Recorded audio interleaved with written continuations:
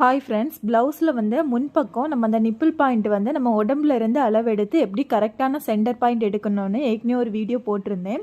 அதில் ஒரு சிஸ்டர் கேட்டிருந்தாங்க, நமக்கு வந்து அந்த நிப்பிள் பாயிண்ட் வந்து லெஃப்ட் சைடு வந்து மூவ் ஆகி இருக்க மாதிரி இருக்குது, அதனால வந்து நமக்கு கப் ஷேப் வந்து கரெக்டாக வருமா அந்த மாதிரி ஒரு டவுட்டு கேட்டிருந்தாங்க.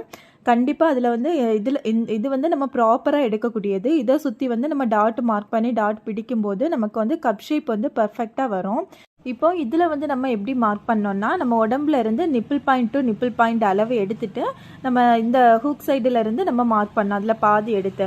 ஆனால் அந்த மாதிரி எடுக்காமல் நம்ம இன்னொரு மெத்தட்லேயே மார்க் பண்ணலாம். இந்த கழுத்துல இருந்து இந்த மாதிரி 1 இன்ச்சுக்கு மார்க் பண்ணிவிட்டு அந்த அளவில் இருந்து கீழே நமக்கு ஷோல்டர் டு நிப்பிள் பாயிண்ட் எவ்வளவு அளவு இருக்கோ அந்த அளவை நம்ம மார்க் பண்ணிக்கலாம். இப்போ வந்து 9 இன்ச்சுன்னா அந்த 9 மார்க் பண்ணிக்கலாம்.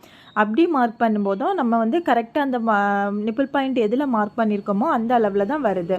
அதனால் நமக்கு இந்த கப் ஷேப்பில் எந்த ப்ராப்ளமே வராது, கரெக்டாக தான் வரும்.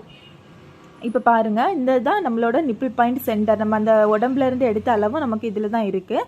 அதே இது இந்த கழுத்தில் இருந்து 1 இன்ச்சுக்கு தள்ளி மார்க் பண்ணிவிட்டு எடுத்த அளவும் அதே அளவில் தான் இருக்குது. பாருங்கள், நமக்கு கரெக்டாக தான் வரும்.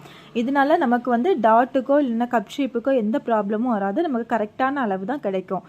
இந்த மாதிரி நம்ம nibble point to nibble point அளவு எடுத்து ஹூக் சைட்லேருந்து மார்க் பண்ணி எடுத்தாலும் நமக்கு கரெக்டாக தான் வரும். அது இல்லாமல் நம்ம மேலே அந்த கழுத்து சைட்லேருந்து 1 இன்ச்சுக்கு மார்க் பண்ணிவிட்டு அதிலேருந்து ஷோல்டர் டு நிப்பிள் பாயிண்ட் வச்சாலும் நமக்கு கரெக்டான அளவு தான், கரெக்டான பாயிண்ட் தான் கிடைக்கும். இந்த இதில் இருந்து நம்ம சுற்றிக்கும் நமக்கு main dot, hook side dot, armhole dot வந்து நம்ம மார்க் பண்ணலாம். இதில் எந்த இதுவுமே வராது. 2 மெத்தடுமே நமக்கு கரெக்டாக தான் இருக்கும், ஈஸியாகவும் இருக்கும். இந்த வீடியோ பிடிச்சிருந்தா லைக் பண்ணுங்கள். தேங்க்யூ.